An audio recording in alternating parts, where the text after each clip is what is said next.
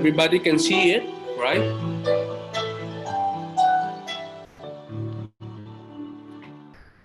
Papuri sa'yo, O Espiritu,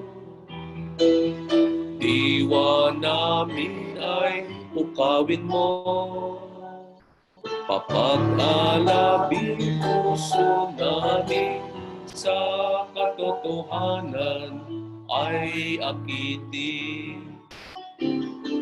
Liwanag ka sa aming kalinlang, puso namin iyong gabayan.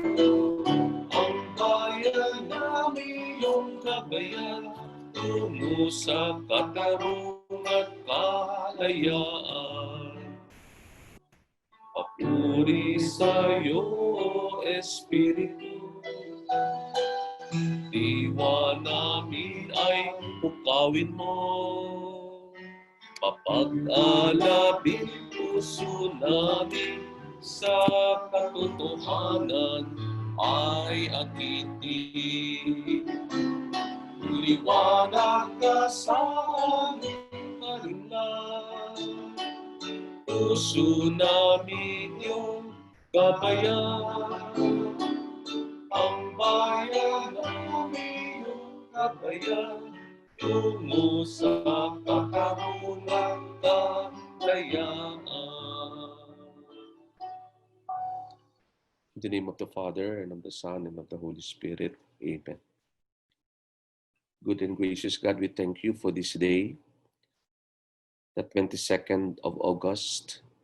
Today we celebrate the feast of the Queenship of Mary, the mother of your Son, Jesus. We thank you for this beautiful day on which we start this relaunching of our formation program,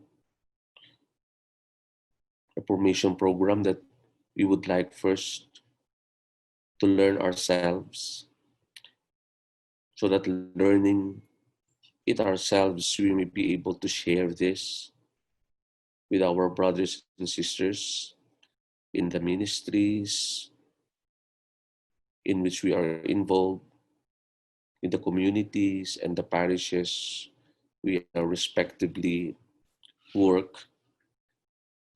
Bless our basic formation program we are relaunching today. Bless all its facilitators, participants, supporters. Bless our bishop who has encouraged us to pursue the formation program online. Bless all our parish priests, Lord, our shepherds, our leaders. Help us to be able to collaborate with them humbly. Bless them with good health, as you bless us with good health, Lord. Bless us with the peace that you alone can give, and the joy that flows from our hearing and acceptance of the good news that is your Son, Jesus. Bless this day, Lord, especially. Bless this morning. Help us to focus. Help us to have an open heart, an open mind, so that we will receive as much graces as we can from you. Bless our families. Bless all our loved ones. May they also profit from this effort of ours to learn more about our faith, allowing ourselves to be formed in this faith. Send us your Holy Spirit, Lord. Let him be our teacher, our guide, our joy, our serenity. All this we ask in Jesus' name. Amen. In the name of the Father, and of the Son, and of the Holy Spirit. Amen. Good morning. Once again, I welcome you to our pinagpanibagong pangkalahatang paghuhubog. This is a special project of our diocese under the auspices of the Ministerio sa Paghuhubog ng Pananampalataya or the Ministry Commission on the Formation in Faith. Sa ating diocese, ang tawag sa ating body, organized body to take care of the formation in faith, ang tawag natin sa diocesan level, commission. There are basically 4 commissions ng ating diocese. One is formation in faith, which I head. And then we have the Commission on Liturgy, which Father Mar Sanchez heads. Then we have Social Action Commission, which Father Joseph Buslon heads. And then the BEC Development Commission. Ito yung para naman sa ating mga munting pamayanan who basically would benefit to the various programs that we organize and grant our parishioners, the formation in faith, the worship, and the social action. Ang BEC, ito yung ating way of being church at sila yung unang-unang makikinabang ng mga ganitong mga paghuhubog. Whether it is something to do with faith formation or worship or social action. Sa mga parokya naman po, ang tawag ay ministry. So kung kayo ay involved sa inyong parokya at kayo ay nandito ngayon sa ating webinar na tinatawag, kayo ay nandyan sa ministry ng paghuhubog ng pananampalataya. Or maybe if you are not directly involved sa ministry, sa inyong mga samahan, sa PREX, halimbawa, ay kayo ay indirectly ay tumutulong sa ministry in the formation in faith sa inyong mga parokya. So ngayon po, ang gagawin natin ay yung mga active leaders sa ating mga parokya ay magandang magkaroon ng husto enough, sapat at wasto na kaalaman sa ating buhay pananampalataya. At ang ating paghuhubog na gagawin ay hindi lamang dito sa ating isip, kundi yung ating buong pagkatao. Kaya ang paghuhubog ay para sa ating buong pagkatao. Isip, puso, kasama na ang ating mga paalad, ang ating mga kamay, ang ating buong pagkatao ay huhubugin. Kaya masasabi natin yung integral. Ang sometimes na-translate pangkalahatan. Pero ang mas magandang translation dito ay pangkabuuang paghuhubog. Although this pangkabuuang paghuhubog ay para din sa lahat. At ito tinatawag na pinagpanibago sapagkat renewed.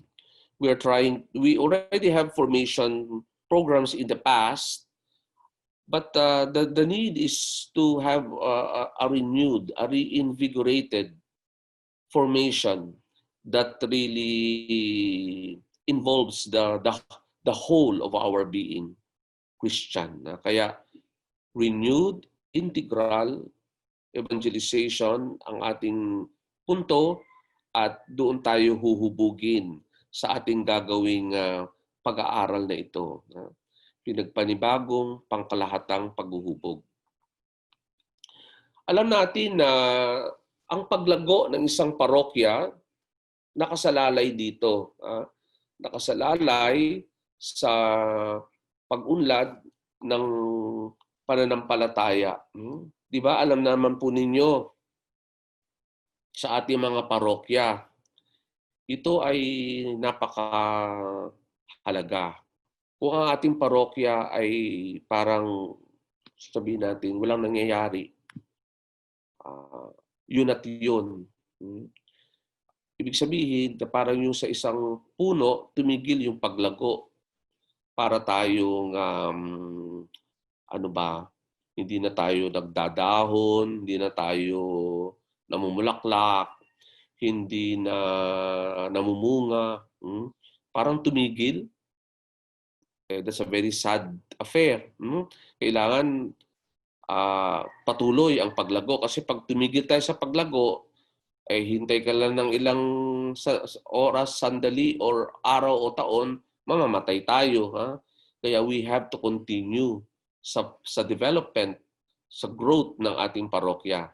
At alam natin na ang paglago ng isang parokya, nakasalalay ito sa pag-unlad ng mananampalataya. Sino yung mananampalataya? Mananampalataya? Tayong lahat, lalo na kayong mga laiko. Kayo ang tinatawag nating the faithful.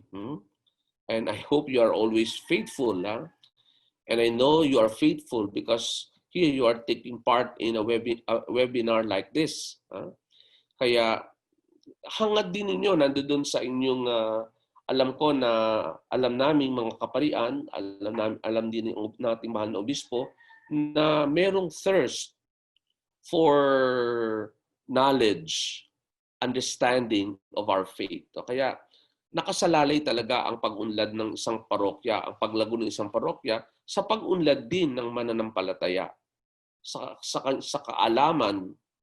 Pero hindi lang sa kaalaman, sapagkat kung makikita natin sa ating parokya, sa inyong mga kasama, sa pastoral council, sa mga ministries, sa mga organisasyon, alam natin yung mga kasama natin mayroong kaalaman, may knowledge.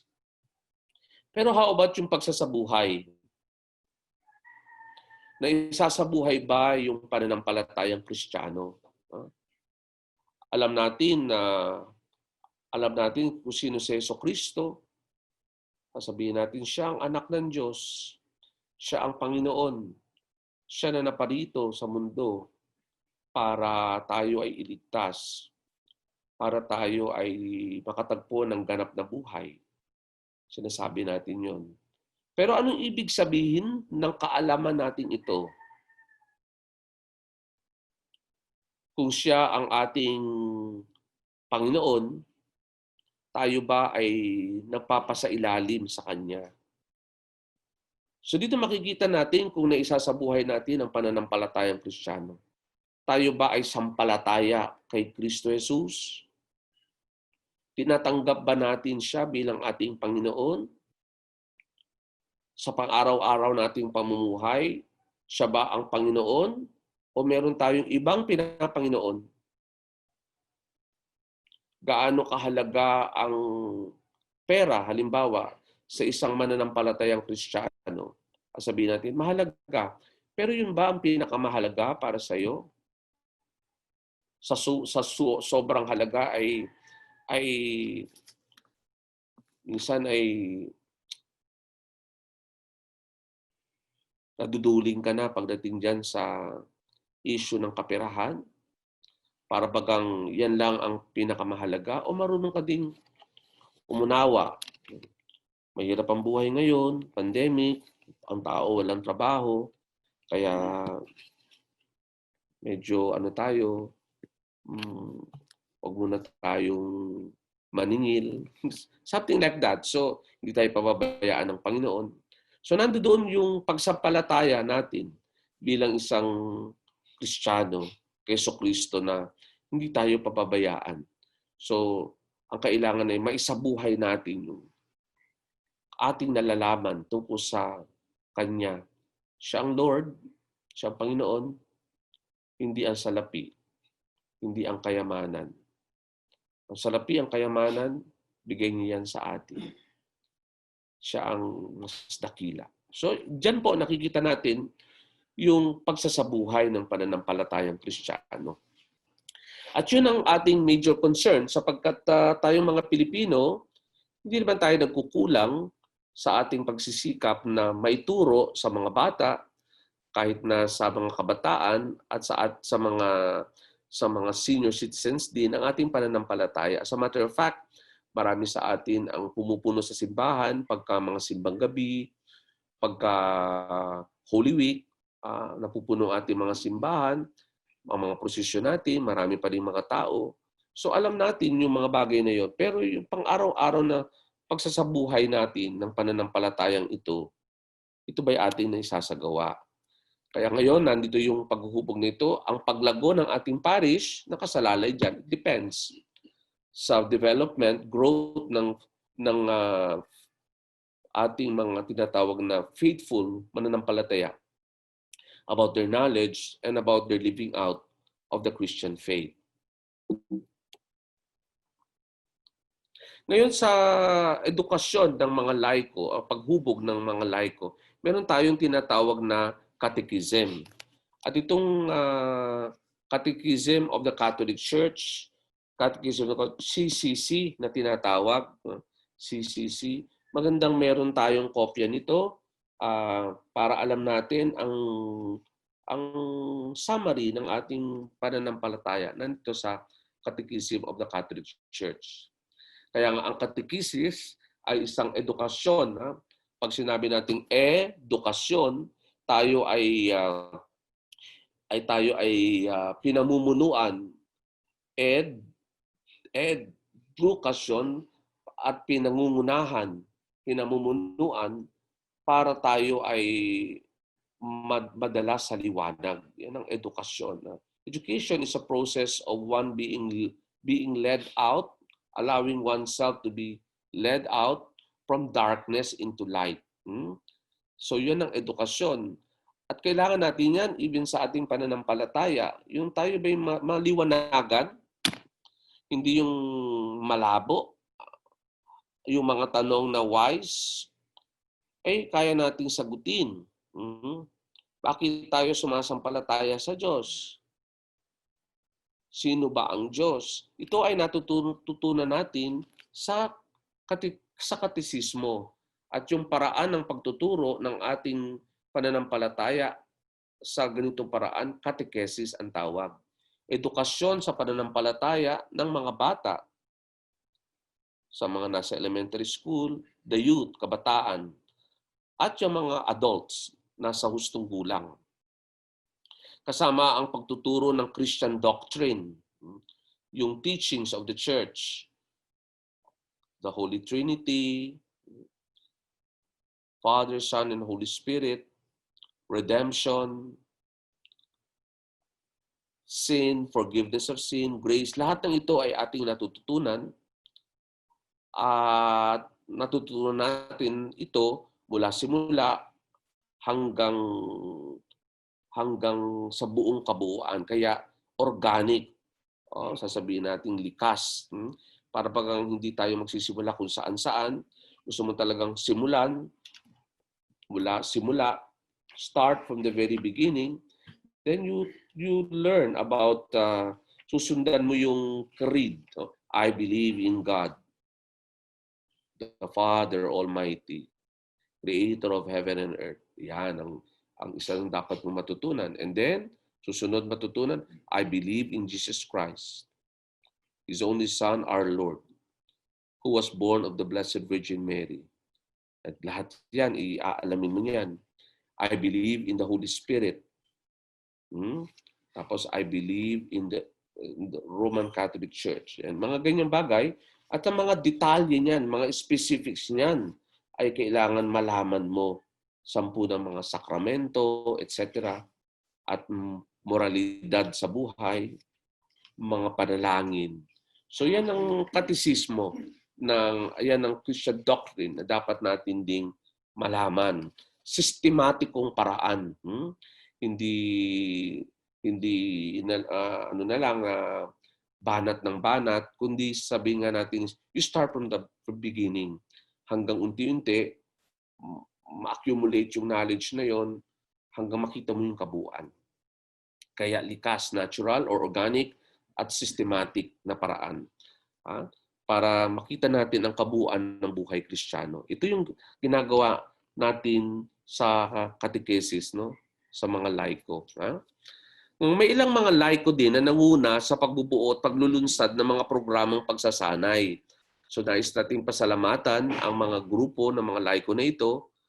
Sila yung nangunguna din para magkaroon ng mga ganitong formation programs. Ang Christian Life Program, ang CLP program, halimbawa ng Couples for Christ. Ang Couples for Christ, nag-organize ng CLP regularly sa ating mga parokya. Ang tawag ay Christian Life Program. Maganda din ito na ating meron tayong ganito programa sa ating mga parokya sapagkat yung mga mag-asawa ay nagkakaroon ng mas malalim na pag-unawa tungkol sa buhay Kristiyano. At mapapansin nga ninyo sa pamamagitan ng Christian Life Program ng Couples for Christ, marami ang mga naging aktibo sa simbahan sa pamamagitan nito. And then meron din isa pang programa ng pagsasanay, formation program, yung Live Christ, Share Christ, LCSC in short, ng Missionary Families of Christ. Ito yung CFC, Couples for Christ din ito. Ang focus naman nila ay sa mga parokya natin. Kung yung Couples for Christ ay global, ito naman Couples for Christ, ang kanilang focus ay yung mga parokya, mga pamilya sa ating mga parokya. And then we have the Life in the Spirit Seminar, LSS, Life in the Spirit Seminar. Siguro meron kayo nito sa inyong parokya. Ito naman ay pinamumunuan ng charismatic movement o ng charismatic community. Salamat sa kanila sapagkat itong bahaging ito ng ating faith, our relationship with the Holy Spirit, ay hindi masyadong nabibigyan ng ganun kalaking pagkakataon para matutunan natin na ang Espiritu, ang Holy Spirit, ay siyang Panginoon ng buhay na pag tayo ay nagkaroon ng special na relationship sa Kanya, nabubuksan lalo ang ating buhay sa pagtanggap sa Ama at sa Anak. Kaya napakaganda din ito, Life in the Spirit Seminar, at nagiging masaya ang isang naglilingkod sa simbahan sapagkat binubuhay ng seminar na ito yung kanyang awareness and consciousness about the joy of being a Christian. Kaya salamat din sa mga charismatic communities natin sa ating mga parokya na nagbibigay ng LSSS. Usually binibigay ito after ng Holy Week, usually kapag Easter season and then onwards. And then there's the summer or Sunday catechesis. There are some parishes who organize summer catechesis for children. Medyo na-miss lang natin ito nitong summer because of the pandemic. But otherwise, every summer or sometimes every Sunday, ang mga bata ay ginagather ng mga catechist natin upang sila ay turuan. At sila ay binibigyan ng incentive na kung sila ay magiging faithful sa mga gagawing paghuhubog, meron silang mga matatanggap na mga notebooks, bag, para sa kanilang pag-aaral. Ayan. So meron tayo, in other words, meron na tayong basic catechism, meron pa tayong mga basic formation programs na binibigay na rin ng iba't ibang mga samahan. Ngayon, ang ating Commission on Formation in Faith, ito yung kanyang talagang gawain. Dapat ito'y matutukan. Ano yung pwede nating ibigay sa mga mananampalataya na yung ginagawa na ng iba't ibang mga samahan at yung ginagawa ng ating mga catechist ay mas atin pang mapaigting.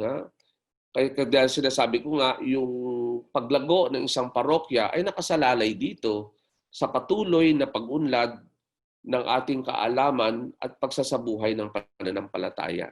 So ang Formation in Faith Commission, ever since ang ating diocese ay matatag, ang nagsisikap ito na magkaroon ng isang programa ng formation para sa ating mga parishioners. At ito yung unang effort, unang sikhay.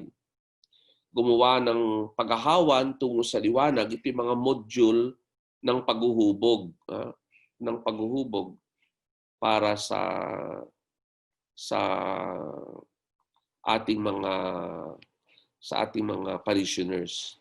Ano ang nilalaman ng mga module na ito? Nagsimula doon sa pag-unawa sa ibig sabihin ng Novaliches. Novaliches. Ito yung pangalan ng ating diocese, Novaliches. Nagbalik sa nakaraan kung ano yung origins ng Novaliches at kung paano ito nabuo bilang isang distrito dito sa areas natin ng Caloocan at Quezon City at kung paano itong Novaliches ang naging pangalan ng ating diocese. Kung babalikan daw natin yung nakaraan ng ating ng diocese natin, Novaliches, it has something to do with Nova, new, Liche, light. Kaya yung Novaliches means new light. This is a name given during the time ng mga Kastila in the middle of the 19th century. Nang itong area na ito yung matalahib na lugar pa. Siguro yung mga senior citizens sa atin, natatandaan nyo pa itong lugar natin na ito. Matalahib, marami mga puno, mga manggahan, mga santulan, sampalukan, at daming mga puno dito. At lalo na nung panahon ng mga Kastila, ito ay nakita nila na maaaring magandang isang settlement. Sapagkat wala namang mga nakatira dito katulad ngayon. Ngayon, ang dami-dami na natin. Pero noon ay baka mga nakatira dito ay mga wild animals. And ginawa itong settlement una para sa mga taong naghahanap ng bagong pantitirahan sa pamamagitan ng mga dating mga prisoners. Ito, pinahawat ang lugar na ito. At nung hinawan, nakita nila na maganda pala itong lupang ito. At as a matter of fact, mayroon din palang mangilan-ngilan na nakatira dito. Later on, naging settlement din ito ng mga may sakit na ketong. Kaya yan tala. Tala, light. Andyan pa rin yung remnant ng history ng diocese natin. Diyan sa tinatawag nating tala. It becomes a new settlement, especially for those who are sick with the Hansen's disease na tinatawag.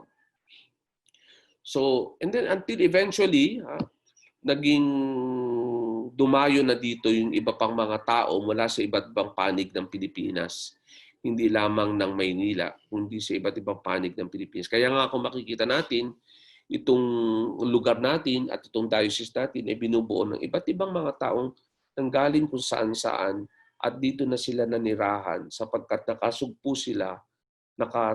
sila ng bagong liwanag, ng bagong buhay, ng bagong pagkakataon para mabuhay sila. Sasabihin mo pa nga, a place under the sun. So this is our nakaraan na binabalikan ng unang sikhay ng paghahawan tungo sa liwanag. At doon din, tinignan yung pagkakaugat sa pananampalataya ng ating buhay, Kristiyano. How important this is sa buhay natin. At how important din yung pansariling paglago. Nakita yon ng Formation in Faith Commission at during that time, yung personal development and formation. That's our responsibility. We cannot just let it happen. We should make it happen in a way. We should make an effort towards this growth and development ng ating pagiging kay Kristo. Such growth, paglago at paghuhubog leads us to paglilingkod sa simbahan. Kaya yung ginawang module na iyon ng paghuhubog ay para din yung mga nahubog ay makapag-serve sa mga parokya, makapag-serve in a better way. Yung talagang ipinaliwanag sa atin, what does it mean to serve? Kaya nga dun sa ano na yan, module na yan, andun yung merong medyo halo-halo ang mga topics dito, hindi lamang teaching, hindi lamang doctrine, andun na rin kahit na yung sa mga basic na gawain ng isang lingkod. Halimbawa, kung ikaw ay pastoral council, do you know how to preside a meeting? Do you know how to do it? So yung pagpipreside ng meeting, yung paggawa ng minutes of the meeting, yung pagiging pinuno, ito ay binibigyan din ng katugunan ng mga module na ito ng paghuhubog. Ito yung sinasabi nating unang sikhay, the first effort.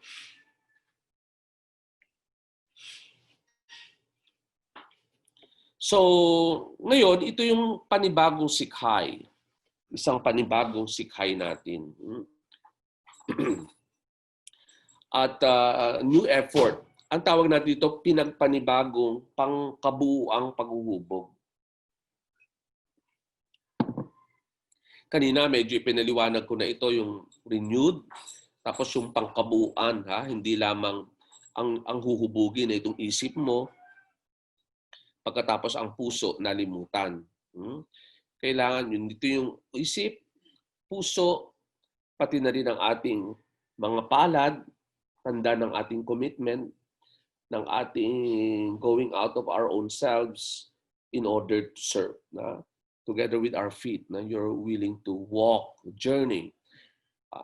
Kaya ayun yung pinagpanibagong pangkabuuang paghuhubog. So lahat ng aspeto ng ating buhay Kristiyano ay pilit nitong bibigyan ng pansin.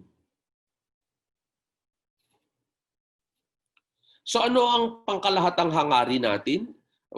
Ano yung general objective natin ngayon, itong second effort nito, the new effort of integral formation? Magkaroon ng pangkalahatang programa ng paghuhubog. Sana lahat mabigyan ng paghuhubog na ito. Lahat ng mga laiko mabigyan ng paghuhubog sa pananampalataya. Kasi ang faith ay ang faith hindi lamang yan isip, pagsang-ayon, pagtanggap, amen, ng mga turo. Sabi ko nga ito ay merong aspeto ng worship, pagsamba. Kaya meron tayong worship commission, kaya meron tayong worship ministry. At yung faith ay hindi lang puro pagsambat, panalangin, pagdasal, pagnunubina.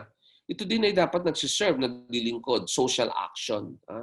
Ano ang ginagawa natin para sa mga maralita, sa mga kapatid natin na dukha? Meron ka bang ginagawa? Meron ba tayong ginagawa para sa kanila? Social action. So ang talagang pananampalatayang nahubog ay naglilingkod lalo na doon sa mga kapuspalad. You see, kaya yung paghuhubog na ito ay napakahalaga para kikilos ang mga laiko talaga. At sa diocese naman natin, awa ng Diyos, kumikilos talaga ang mga laiko. Kumikilos po kayong lahat. Hindi lamang natin nakikita na yung mga pari at mga madre ang gumagalaw. Di katulad noon, pari at madre, mga laiko ay parang recipients lang. Pero ngayon, ang mga laiko na rin ang mga nagdilid, ang mga namumuno at nakikilahok sa mga programa ng ating mga parokya sa buong diocese ng Novaliches.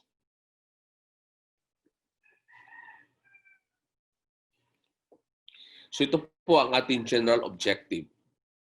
Magkaroon ng pangkalahatang programa ng paghuhubog sa pananampalataya ang mga laiko.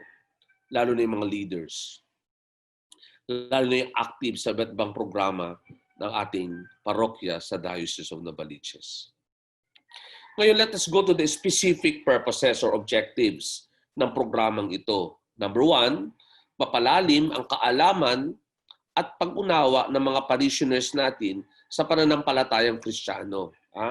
Kasi aminin natin, medyo mababaw ang ating kaalaman at pag-unawa sa pananampalatayang Kristiyano. Kaya pagka halimbawa nagbukas ng TV si Mister at nabuksan niya ang dating daan, abay magugulat ka.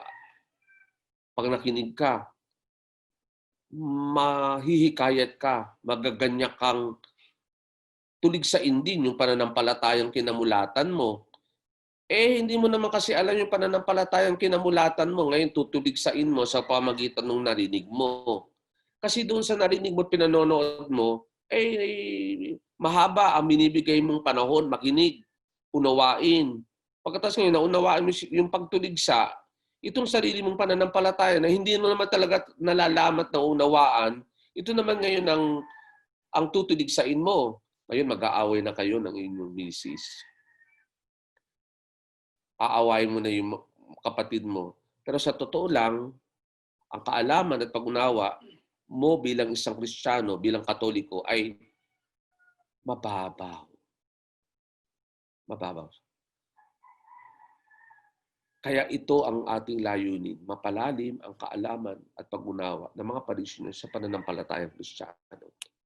Parang yung sabi nga sa talinghaga ng mga binhi na inihasik, na ihasik ang binhi ng pananampalataya sa iyo at ang lupa na ikaw, ang buhay mong mayaman, papalad sapagkat sa pagkahasik sa iyong buhay, tinanggap mo ito at hindi lamang sa kababawan, kundi hanggang sa kaibuturan ng iyong buhay, tinanggap mo ang pananampalatayang ito.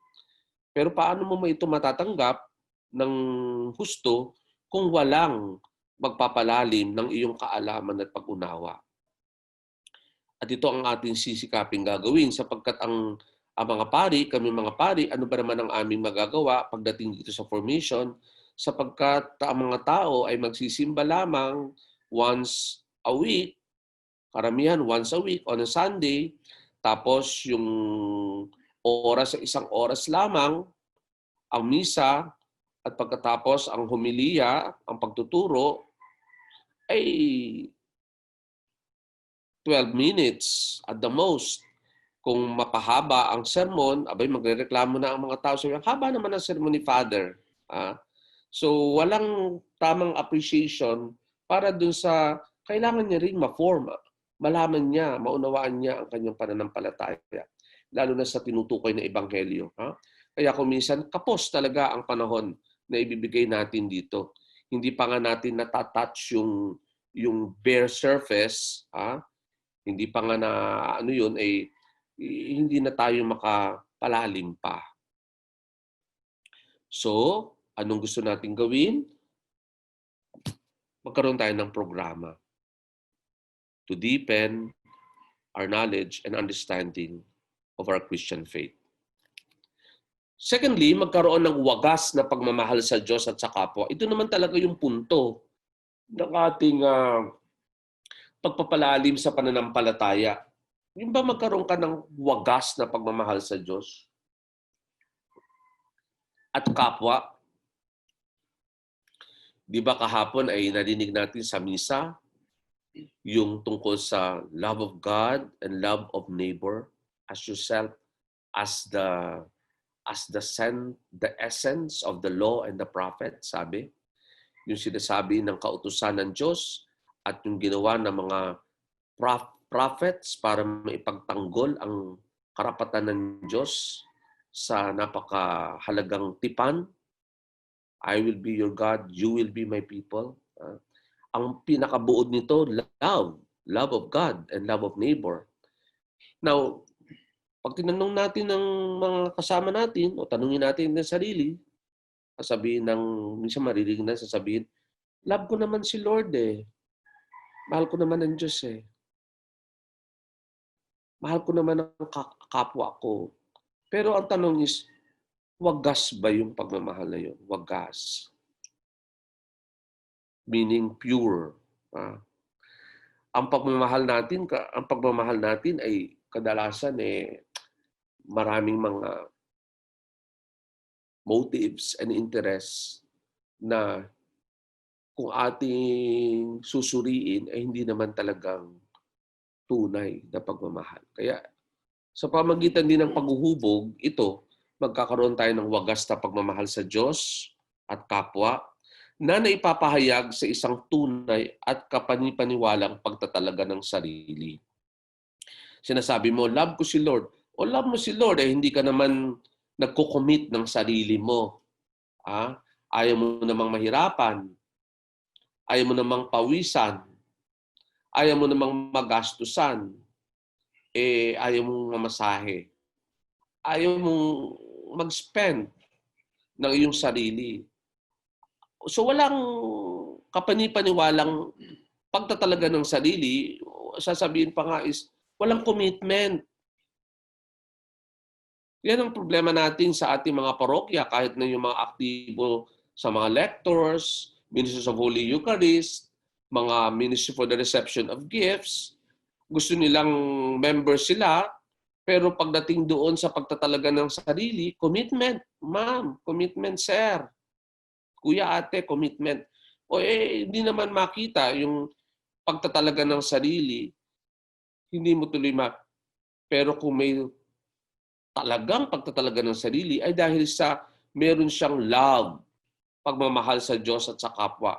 Gusto kong tumulong. At yung pagtulong na yun, wala akong ina-expect na ano paman. Not because I want to be close to Father Joel, to Father Luke. It's not that. Or gusto kong makilala. No other reason, but just to show that I am a committed person. Yan. So yan ang layunin din natin. So I hope that by the end of the formation that you're following at this time, magkaroon tayo in the end ng ganitong growth sa ating sarili. Your love for God, your love for your neighbor, maging less impure, maging wagas. At makapakita niyo yon sa pamamagitan ng commitment. Commitment to God, commitment to our people. And third, na specific layunin natin, magsabuhay ng pananampalataya. Magsabuhay ng pananampalataya bilang isang tunay na Kristiyano. Ikaw ba'y tunay na Kristiyano na mamala sa sariling pamumuhay at sa pakikisalamuha sa lipunan tungo sa pagbabago nito? Kasi wag nating kalimutan na we do not live alone. We are not a person in isolation. Although nowadays, kasi pandemic, napilitan tayo na mabuhay muna, social distancing. Pero this is not really the normal way of being a Christian. Being a Christian is being a member of a community of the church. You are not a Christian by yourself alone. As a matter of fact, if you are a Christian by yourself alone, chances are na manghihina ang iyong Christian faith by yourself alone. You need others to be with you, for you to support them and for them to support you. Kaya meron tayong community. At maliban sa community, meron tayong society at large, where our community is inserted. Let us not forget, meron tayong lipunan, may society. At ang society natin, kung titignan natin itong Filipino society, anong nakikita natin bilang mga Kristiyano? Anong nakikita natin sa ating lipunan? Sabihin natin, talamak ang virus ng kabulukan, corruption. Halimbawa, kitang-kita natin po, pag namigay na ng, ano bang tawag doon? Ano tawag natin doon? Pinamigay ng government, Aba, ay sa halip na makarating sa mga tao, aba, ang mga ayuda ay inayuda sa sarili. Kaya nga, ano ba ito? Ang lipunan natin ay corrupt. Pagkatapos, ang lipunan natin kulang sa katarungan, justice. Bakit yung mga tao na walang sala o hindi ganoon talaga kalaki ang sala, sila yung naikukulong at hindi nakalalabas, samantalang yun talagang may sala dahil lang sa pera, nakakapagpiyansa, natatakbuhan ng kaso, at ang nabubulok sa kulungan ay yung mga, sasabihin natin, mga ginamit na kasangkapan lamang. So kulang ng justice, ng katarungan. Misa nga pagka may dumadalaw sa akin na dating kaeskwela sa Europe, no, ako yung nag-aaral doon, gulat na gulat siya. Bakit daw parang Filipinos do not care about their fellow Filipinos? Kasi sa Europe, napakalakas doon ng social welfare. Yung kapag ikaw nawalan ng trabaho, pipila ka para sa gayon tumanggap ka ng sapat para mabuhay ka sa isang buwan. Meron silang ganun, ano yun, that's part of their social welfare. Pero sa atin, ayun, pagka merong ganitong krisis, dun lang mag-aayuda. Pero ang ayuda ay pansamantala lang. Good lang yan for 2 weeks. Yung pansamantalang ayuda. At yung pansamantalang ayuda ay pagsasamantalahan pa ng mga nag-aayuda. Kaya yung nag-ayuda ay talagang nakinabang at yung dapat ayudahan ay walang natanggap. So ito yung nakikita natin sa ating lipunan. Ano ang ginagawa mo bilang mananampalatayang Kristiyano? Anong ginagawa? Ay, wala akong magagawa dyan. Hindi mo inaisa sa buhay ang pananampalataya. Hindi mo na isa sa buhay ang commitment ng Diyos sa atin at yung pagtawag niya sa iyo na ikaw ay maging daan ng pag-ibig ng Diyos sa kapwa. So ito ang mahalagang layunin din natin. Magsabuhay, live out the faith. Pakita natin na tayo isang genuine na Kristiyano. Nakikita sa ating personal life, sariling pamumuhay, at sa ating interaction o pakikisalamuha, sa ating lipunang ginagalawan.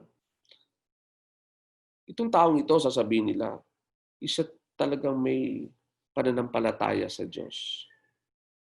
Meron siyang paggalang sa Diyos at paggalang sa kapwa. Hindi siya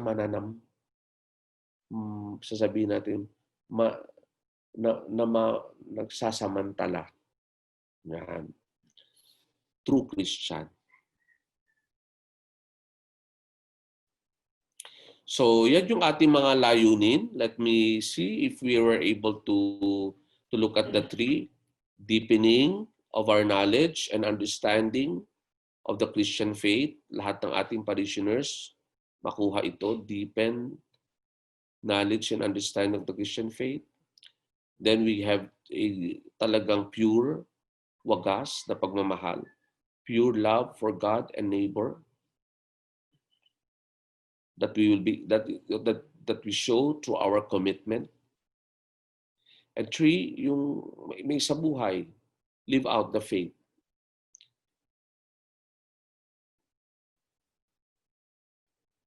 In our involvement in our community and society towards transformation. Kailangan makita natin yung pagbabago. May pagbabago nangyayari. Next year, we'll be celebrating our 500 years of being evangelize, Christianize. Sana makita itong higit na pagbabago ng ating lipunan. And the formation program is directed towards that also, transformation ng ating lipunan. So now let's look at the program itself, the formation program na ating gagawin. Let's look at this formation program na gagawin natin in the context ng iba pang mga formation programs. Kasi meron tayong tinatawag na panimulang Kristiyanong paghuhubog. Ito talaga po ay panimula. Kumbaga, it's more parang reintroduction. Panimula. It's also parang basic din yan. Pero really, kailangan natin ng introduction if not a new introduction to Christian faith formation. Makikita natin kung ano yan. Patuloy, ito naman yung continuing formation. Christian formation, continuing. Itong isa, una yan muna, panimula, para malaman mo man lang. And then secondly, yung continuous na. And then yung third, ito yung programa ng pagsasanay ng mga tagapagpadaloy. Facilitators training ito. So yung gagawin natin program po, mga kuya, mga ate, fathers, ang ating programa ay number 2, patuloy na Kristiyanong paghuhubog. At para maibigay ito, kailangan natin yung mga tagapagpadaloy, kayo na mga nakikinig sa akin ngayon, kayo yung inaasahan, kung kayo magko-commit ng inyong sarili na maging facilitator ng programa, tutulungan ninyo ang mga pari natin, mga parish priest, maging facilitator kayo kung kayo ay katulad sa PREX o sa CLP or LSS, kayo ay facilitator. Kayo din mag-facilitate ng programa na ito ng paghuhubog. And you will be trained. Iti-train kayo. Kaya lang, wala pa tayo dito sa pagsasanay ng mga tagapagpadaloy kasi nandito pa lang tayo. Inuumpisahan pa lamang natin ang ginagawa nating paghuhubog na ito. Let's see. Ano yung mga panimulang Kristiyanong paghuhubog? Marami-rami din ito. Ito yung una nga, yung meron tayo yung mga hindi pa Catholics. Pagkatapos gusto nilang maging Katoliko. Ito yung panimulang Christian formation. Para sa kanila, Father, gusto ko nang maging Katoliko. Gusto yung magbago. Dati po akong INC. Dati po akong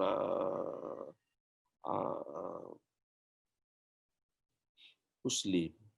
Gusto kong mag-join. So dito, wala pang alam yun. Dito siya bibigyan ng pagkakataong maunawaan, may isang buhay ang pananampalatayang Kristiyano. Ang tawag dito is catechumenate. Sa United States, napaka well established yung Roman Catholic Initiation for Adults, RCIA na tinatawag. Pero sa US and even in Europe, yung RCIA, yung Roman Catholic Initiation for Adults, in preparation for his baptism, matagal yung formation na yon. Ito inaabot ng 1 taon. Mag-open sila ng formation program pagka halimbawa magsisimula na yung kanilang academic year, which is usually September. Nagtapos na yung summer, June, July, August, balik na sa school ang mga bata. Tapos yung mga gustong maging Katoliko, mag-uumpisa sila ng kanilang initiation, Catholic Initiation for Adults program.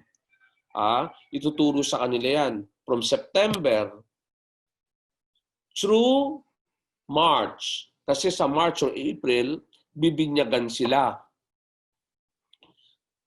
So bago binyagan, may mahabang formation program po yun. Mag-RCIA ka. Dito sa atin sa Philippines, hindi natin masyado itong nagagawa, no? Kasi para madalian din tayo, patuturuan mo lang sa katekista, uupuan niya, pagkatapos bibinyagan mo na. Hindi sapat yun. Ha? Kailangan may pagkakataon na makaunawa at magsabuhay ng pananampalatayang Kristiyano. Kaya usually, yung RCIA na tinatawag is from September, October, November, December, January, February. At least 5 to 6 months ang formation mo. You have to attend that program. Ha? And then imumulat ka sa lahat ng aspeto ng pananampalatayang Kristiyano. And then, when you're ready, you get baptized sa Easter Vigil or sa Easter season. Yan yun. Ha? Ayan. Pero ito, para sa mga hindi pa nabigyang pagkakataon makauna at magsabi, ito yung kinakailangang nating gawin. Sa mga parokya natin, meron naman ito. Kaya alam nga, napaka-ikli at napakabilis ata. Ngayon, ang isa pang panimulang Kristiyanong paghuhubog ay para sa hindi pa aktibo na nakikilahok sa buhay ng simbahan. Yan kadalasan sa ating mga parokya, tingnan ninyo ang inyong parish, in the normal days before the pandemic, ilan ang nagsisimba? Sabihin na natin sa buong maghapon ng linggo, ilang misa meron kayo? Ilan ang misa nyo? 6, 7. O misa, dami yun. 7 misa. Ilan ang nagsisimba? Average ang nagsisimba sa bawat misa. Sabihin mo ng 300, 300 times 7. 3 times 7. So ilan yon? 2,100? Okay, 2,100. Tingnan mo yung buong parokya mo. Ilan ba ang mga Katoliko dyan, supposedly? Hindi ba 30,000? Kung 30,000, tapos ang nagsisimba lang, 2,000. Pagkatapos, out of 2,000, ang mga nagsiserve lang dyan, active lang, wala pa atang 100. So, meron tayong gagawing paraan para mabigyan ng panimulang Kristiyanong paghuhubog. Ito ay para sa hindi pa aktibong nakikilahok sa buhay ng simbahan. Ang tawag ng ilan dyan ay unchurched. Katoliko, Kristiyano, pero hindi pa nakapaloob sa simbahan. Kuminsan ito pang mga Katoliko na ito pang mga Kristiyano ito na unchurched, ito pa yung mga kumakalaban sa simbahan. Kasi hindi pa sila nabigyan talaga ng hustong pag-unawa at pagkakataong may sa buhay ang pananampalatayang Kristiyano. Ngayon, para din sa nangangailangang magpanariwa sa pag-unawa at pagsasabuhay ng kanilang pananampalataya, ito naman yung mga nagsisimba na, 2,100 yung nagsisimba sa parokya mo, sa parokya ninyo, pero 100 lang yung nagsiserve, siguro kailangan mapanariwa ang kanilang understanding and living out ng kanilang Christian faith. So ito rin isang need. Ito yung isang need. Kaya itong panimulang Kristiyanong paghuhubog, iba't ibang klaseng tao ang nangangailangan nito. Ito yung mga talagang hindi pa Kristiyano, ngayon pa lamang, hindi pa talaga in full communion with the church, hindi pa Catholic. So kailangan pang bigyan ng paghuhubog. Tapos yung mga nabinyagan na, Kristiyano na, Katoliko na, pero hindi naman nagsisimba. Kahit nga birthday o Pasko, hindi nagsisimba ang church. Kailangan din silang bigyan ito, panimulang Kristiyanong paghuhubog. At para naman sa mga nagsisimba paminsan-minsan o nagsisimba madalas, pero hindi naman nagsiserve, kailangan ng renewal. So sa panimulang Kristiyanong paghuhubog, meron tayong iba't ibang programa dyan. Kaya nga ito yung para sa mga wala pang pagkakataon, ito yung tinatawag na RCIA, yung programang pang-catechumen. I-introduce mo siya sa Christian faith. Yung PREX, Parish Renewal Experience, ito naman ay ibinibigay din natin para sa mga, sometimes yung unchurch, hindi laman ng simbahan, o kaya ay nagsisimba pero walang active involvement. Maganda yung Parish Renewal Experience. Matututunan niya dyan sa PREX kung paano ba talaga, ano bang ibig sabihin ng maging isang Katoliko. Yan. Sa pamamagitan ng mga iba't ibang talks doon, talks 1 to 10 and 11, nagkakaroon ng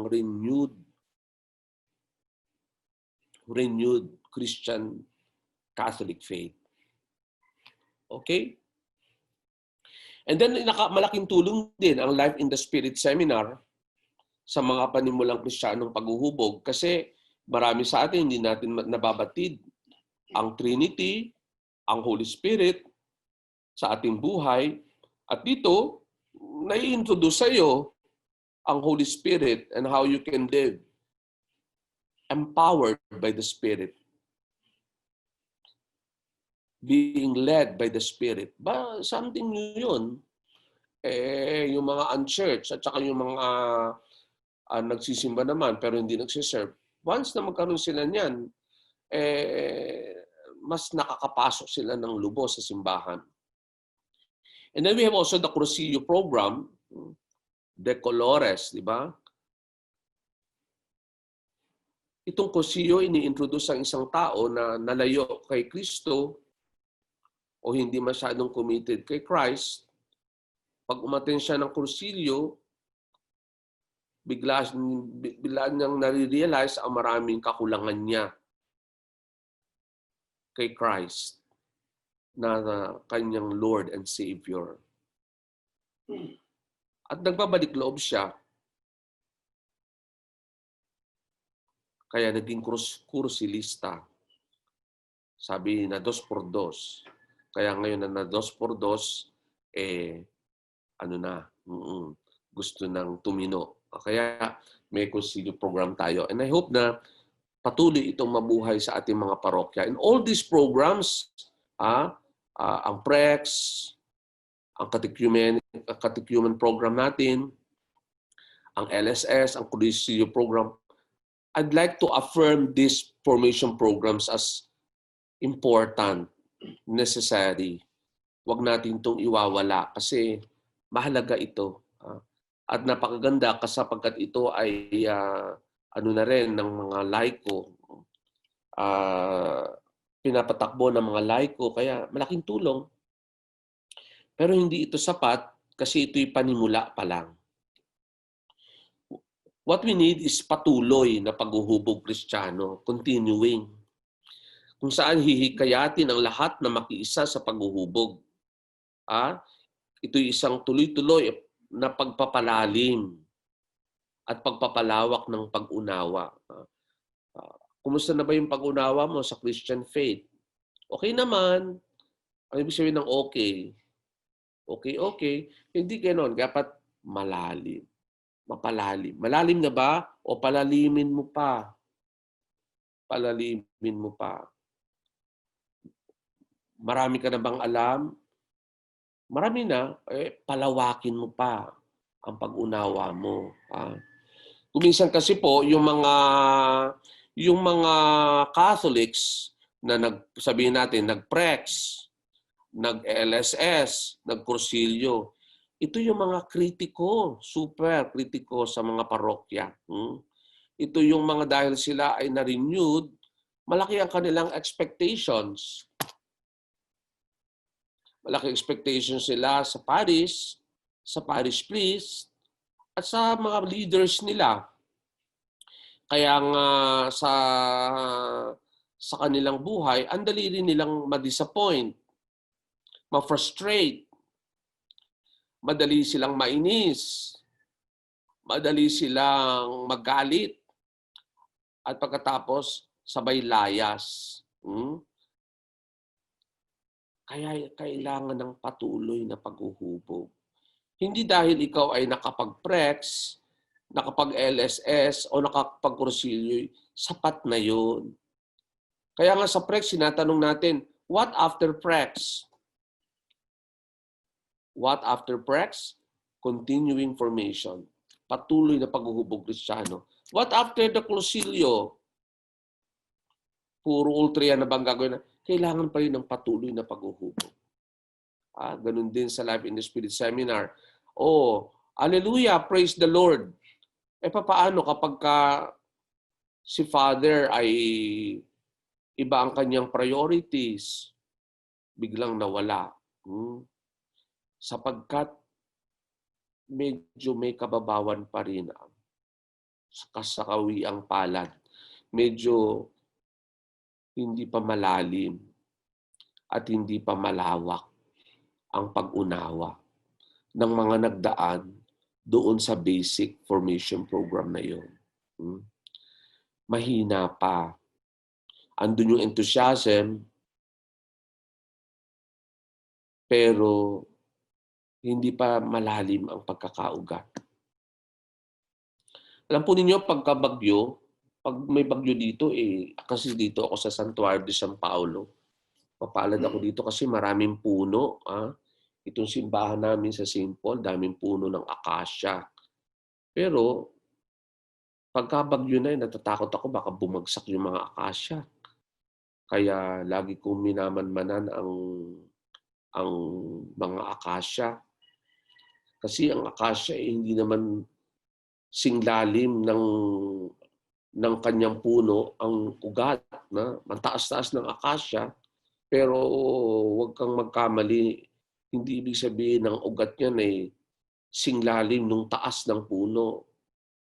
Malalabay ang mga puno niyan, pero ang mga ugat niyan nandito lang yan sa ibabaw.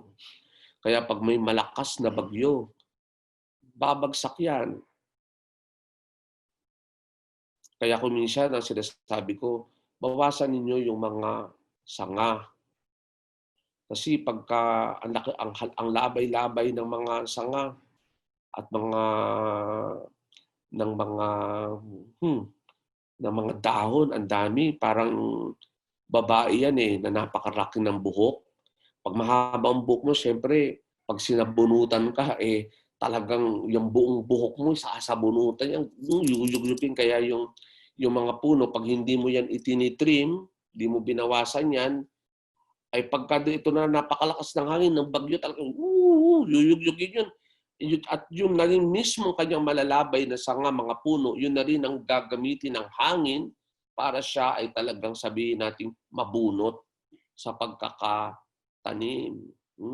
Kaya kung minsan, the best way is bawasan mo ng itrim mo yung mga sanga, yung mga dahon, para nang sa gayon ang gagawin ng puno ay mag-grow siya pa ilalim. Sa ilalim siya mag-grow. Ibig sabihin yung ugat niya, di siya maka-grow dito sa kanyang sa ibabaw, sa ulo, mag-grow siya dito sa kanyang ilalim. So, mas lalakas ang pagkakatanim ng isang malaking puno sa lupa dahil nabawasan ang kanyang mga sanga, mga dahon.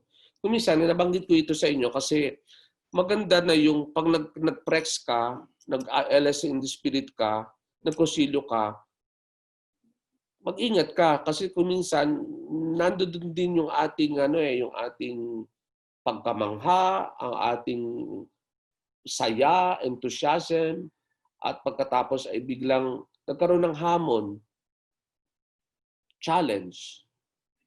Sabi ng iba, problema sa kanilang parokya. Pero if you are a person of faith, sabihin mo, hindi yan problema, yan ay hamon, challenge. Challenge na kaya nating tugunan. Kaya doon mayroong pagpapalalim at pagpapalawak ng pag-unawa. Hindi ka basta mag-walk away. You will remain because you have learned to respect, accept the new gifts that God has given you. You might not have recognize that this is a gift, parang ang tingin mo ay obstacle, balakid sa aming program, tignan mo lang din, pagdasalan mo yan. Kaya nga, pagka ang ating mga ginagawa ay medyo oops, para tayong tinitrim. Huwag tayo masyado matakot doon. Palalimin mo yung faith mo. Pray more. Lalalim, lalawak yung pag-unawa mo. Magbasa ka, mag-aral ka, magdasal ka, para pag dumating yung pagkakataon, maging aktibo ka muli. So yan yung pagpapalalim at pagpapalawak ng pag-unawa na ibibigay natin dito sa paghubog na ito na gagawin natin. Pagpapahalaga at pagsasabuhay ng pananampalatayang Kristiyano. Kailangan maranasan mo rin yung mga challenges eh. Kailangan may maalis at mawala din sa buhay mo para mas ma-appreciate mo yung Christian faith at may sa buhay mo tuloy ito. Namimiss ko ang magsimba, ang maglingkod, ang magbigay ng aking sarili bilang Kristiyano. Dito natin makukuha yan sa patuloy na paghuhubog na gagawin natin. Nakita ninyo itong image ng clay in the potter's hand, di ba? Ganyan yung paghuhubog na nais gawin sa atin ng Diyos at ginagawa niya sa ating buhay. Sabi nga kay Prophet Jeremiah, can you not be clay in my hands like clay in the potter's hand? Yan. So tayo hinuhubog at ang paghuhubog ay patuloy. Patuloy na paghuhubog. So let us not be, satisfied dahil nagkaroon ka na ng PREX, ng CLS ka na. No, patuloy ang kailangan natin. And this is what our program is about. Deepening, broadening of our Christian knowledge of faith, appreciation, and living out of our Christian faith. Now, itong program na ito ay nakatuon sa 4 na pangunahing tema ng pagiging ganap na Kristiyano. There are 4 basic themes that we are going to develop in this continuing formation program natin. Una, yung pagiging discipleship, pagiging alagad. Alam mo ba kung paano maging disipulo ni Kristo? Ikaw ba'y disipulo niya na? O ikaw ay nagsisimba lang pero hindi ka pa disciple? Magandang malaman natin yan. Mahalagang tema yan. Sapagkat to become a Christian is first of all to be a disciple of Christ. Second, yung pagiging punong lingkod, yung servant leadership na tinatawag. You want to be first, then be the last. Be slave. Be servant. Kaya ang tawag natin dito ay pagiging punong lingkod. Ikaw ay naglilingkod at sa iyong paglilingkod, namumuno ka. Ikaw ay puno at ito'y ginagawa mo sa pamagitan ng paglilingkod. Magkasama po yan, servant leadership. Sapagkat yan ang training ni Jesus sa kanyang mga disciples. They have, if you want to be first, you want to be leader, then serve. Pagpunong lingkod. And the third, yung pagiging katiwala o steward. Because yan din ang training ni Jesus sa kanyang mga disciples, tinuruan niya silang maging katiwala, steward. Binigyan ka ng talento, binigyan ka ng galing, binigyan ka ng panahon, binigyan ka ng yaman. Anong ginagawa mo sa mga bagay na ito? How do you see all this? Akala mo ba'y iyo ito o ito'y bigay sa iyo, ipinagkatiwala sa iyo upang iyong mapalago. Kaya napakahalaga nitong stewardship theme natin na ito, third. And then fourth, having been a disciple of the Lord, having been a servant leader or being a servant and continuing steward, ito na yung fourth. You have not been called by Christ for yourself. You are called to be sent. Kaya ito yung ating pagiging Katoliko, pagiging ganap na Christian. You're a missionary.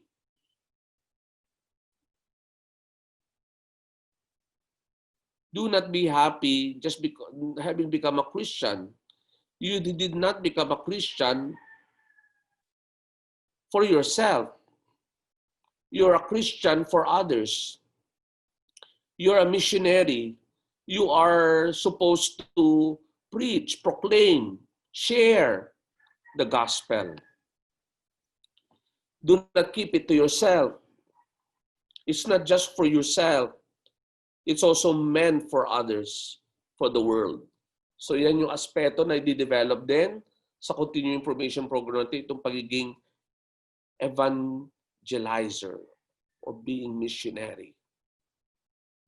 So itong apat na to, mag-interconnected po yan. To be a missionary, to be an evangelizer, to be a sharer of Christ's story is living out one's being katiwala. May gift na binigay sa iyo. Yung gift na yon si Jesus, yung mabuting balita. Ipinagkatiwala sa iyo yan. Gamitin mo yan, pagyamanin mo, palaguin. Magagawa mo yan in the context of pagiging punong lingkod. You're a servant, not Lord.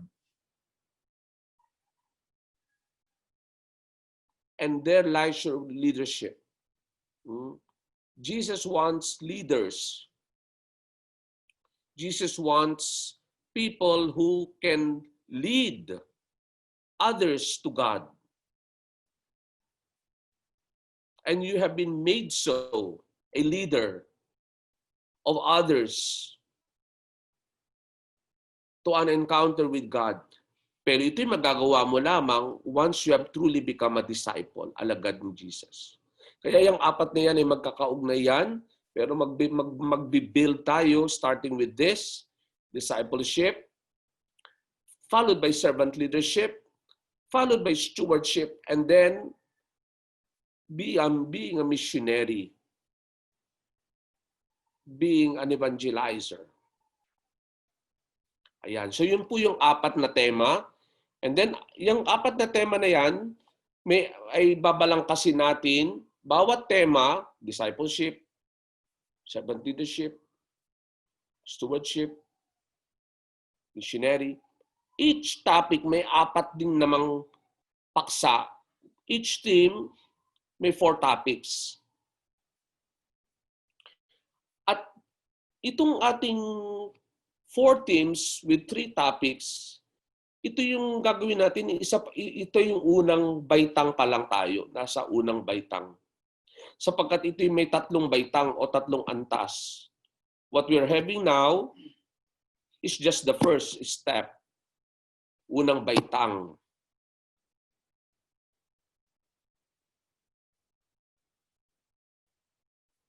Next year, pag natapos nyo itong programang ito, nabuo nyo to, aakyat kayo sa ikalawang baitang. Pag natapos natin ikalawang baitang, aakyat tayo sa ikatlong baitang. Kaya, ang expectation natin, sa loob ng 3 taon, meron tayong ginawang programa para sa lahat. Ngayon, ang unang antas, itong ginagawa natin, ang approach natin dito ay sinasabi nga natin is charismatic and biblical. Ibig sabihin, ang gagamitin nating resource dito ay yung ebanghelyo at yung mga mababasa natin sa Bible. Ano ba yung mensahe ng kaligtasan na ipinapahayag ng mga apostol o alagad ni Kristo, mababasa ninyo sa ebanghelyo? Yan yung charismatic. The kerygma, the message of salvation that was originally preached and now we will hear again.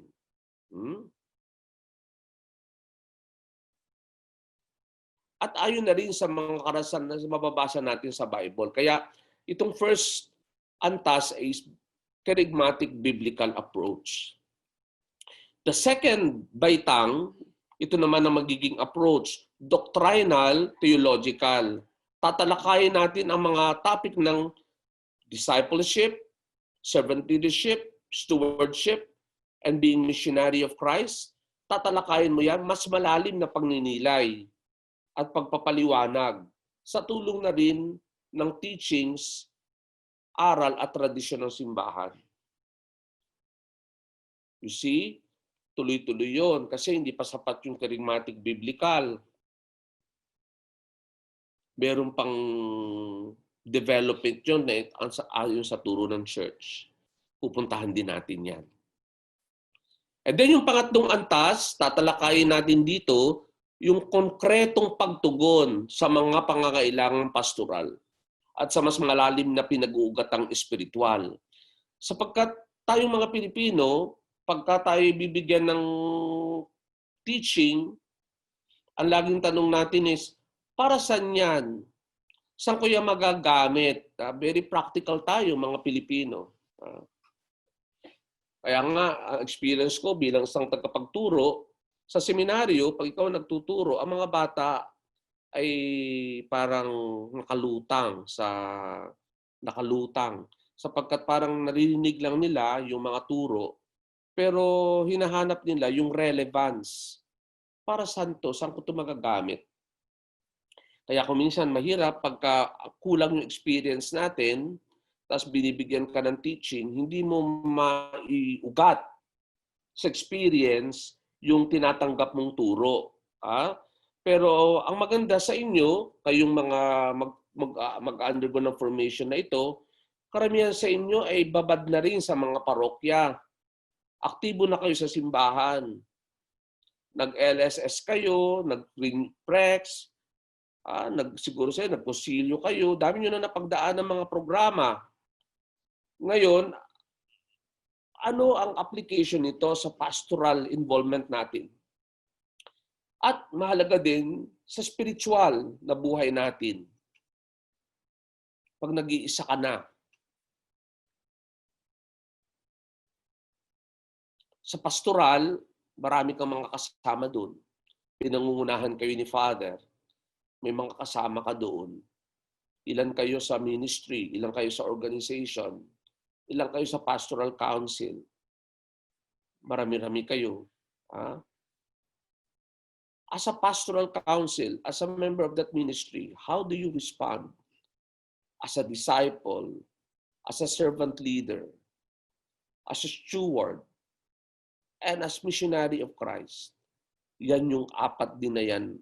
Babalik ka pero nakaugat ka na sa pastoral at spiritual na buhay. Yan yung spiritual pastoral approach. That's the pangatlong antas. You see, I wish we can come to this level immediately, spiritual pastoral, kasi ito yung kailangan natin eh. Pwede ba ngayon na to? Teka muna kasi kailangan mag-ano muna tayo. Biblical, charismatic, balik tayo sa Bible, balik tayo sa gospel. Tapos tignan din natin ang turo ng church para mas malalim yung pagkakaunawa na. And then saka tayo babanat dito sa spiritual and pastoral. But even now, you'll be able to appreciate yung baitang 1 for your pastoral and spiritual involvements. Pero ito pa yung pangatlong antas na gaganapin natin sapagkat mas concrete at specific na ito. Nakatutok na sa inyong mga gawain at mga ministries.